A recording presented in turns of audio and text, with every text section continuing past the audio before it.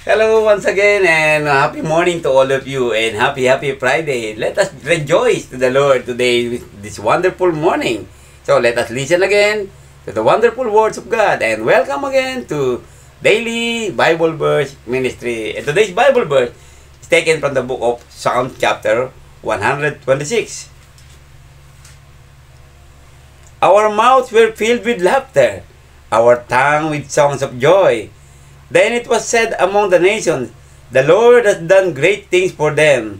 The Lord has done great things for us, and we are filled with joy. And in Tagalog, lahat tayo ay natuwa, masasayang nagsiawit. Ang sabi ng mga bansang nagmamasid sa paligid, tunay na dakila, ginawa ni Yahweh para sa kanila. Dakila ngang masasabi, pambihira ang ginawa. Kaya naman kami ngayon, nagdiriwang natutuwa. A happy morning to all of you again, brothers and sisters, friends and relatives. And are you happy? So let us rejoice with the Lord. In this life, there's a lot of things that happen in our life, but there are reasons to rejoice. So the joy that we cannot find in this world, we can only find with God. And today's Bible verse told us, the Lord has done great things to our life.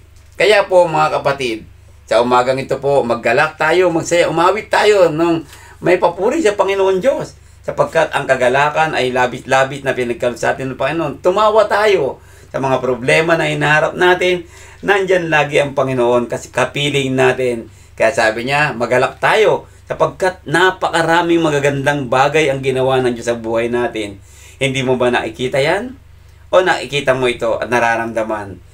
Tunay, ang Panginoon ay dakila at mapagmahal. Ano man ang problema sa buhay natin, ano man ang dinarat nating kalungkutan, there is always happiness that God has given to us. Kaya po, be with God. Patuloy kang manatili sa Panginoon Diyos at mararamdaman mo ang kapayapaan at ang tunay na kaligayahan na hindi maibibigay ng mundong ito.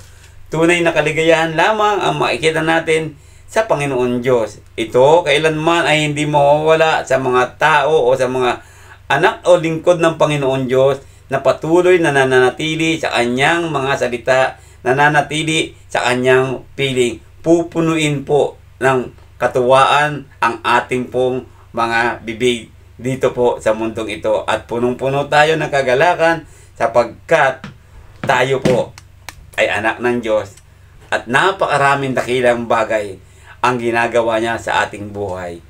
Ikaw, huwag ka nang malungkot. Halika, pumaroon ka sa Panginoon Diyos.